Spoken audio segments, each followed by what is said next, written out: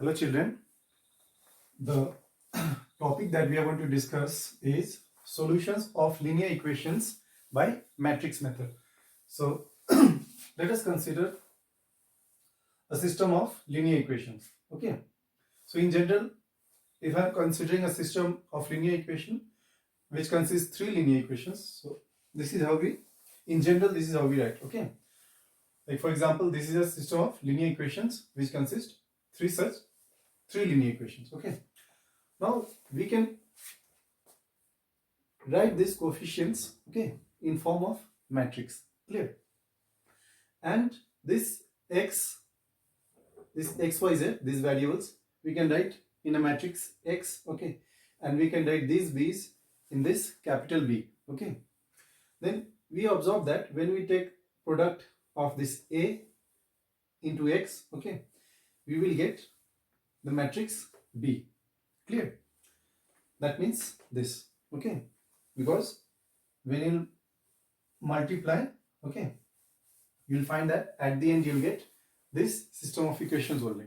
Okay, so in this system of equation, x, y, z are unknown to us. Yes, so with the help of these three linear equations, we got to find x, y, z. Yes, so as we can write this system of equation in the form of this. Okay, ax is equal to b.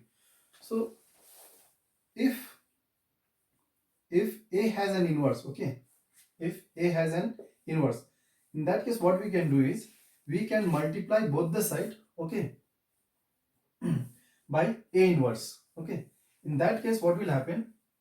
A inverse into A will become I. Okay, and we are left with x equal to A inverse B. Okay, that means you are getting something like this: xyz is equal to A inverse this. Okay, this is of order 3 by 1. That means this matrix will be also something of this type. Let's say D1, D2, D3. Okay, you will get 3 by 1 only.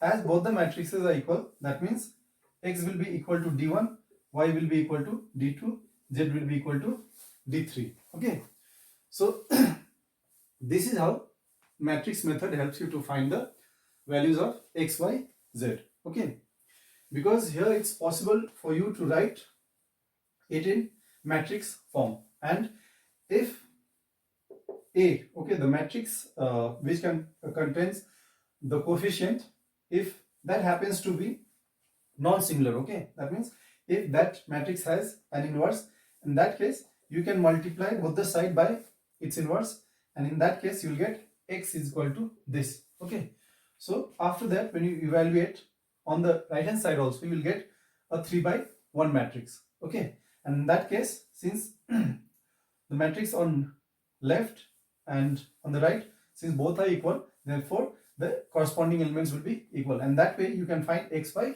z. So this is how the matrix method helps you. Okay, now beside this case where A inverse exists, okay, there are two more cases. Okay, this first case just now I discussed over here. Okay, due to the first case only you get this formula. Okay, and this formula is said matrix method, and in this case solutions are always unique. Okay, so if determinant of that coefficient matrix is non-zero, okay, in that case your solution will be unique, and we say that the system is consistent. Now beside this, okay, there are two more cases.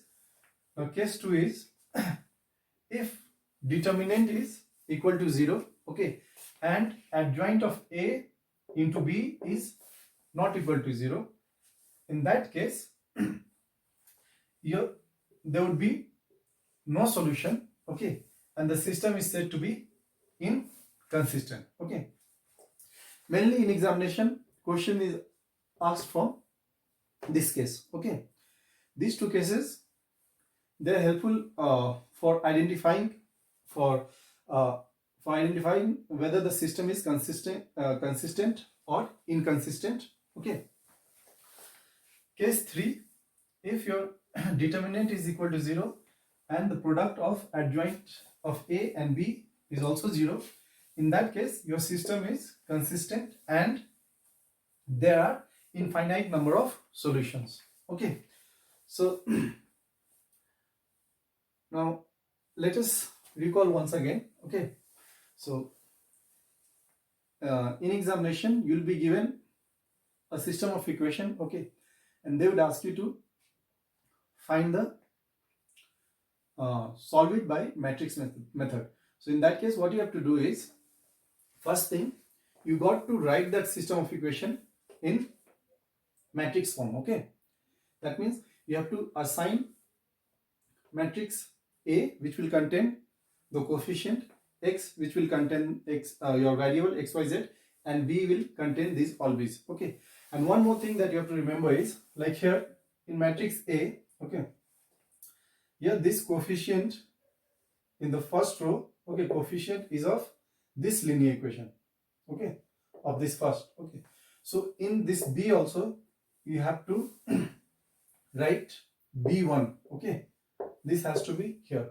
Okay, now in second row you have got coefficient of the second linear equation, so in this B should be in the second row. Okay, you cannot have B like this. Okay, B3, B1, B2. So you got to follow the sequence. Okay, and XYZ,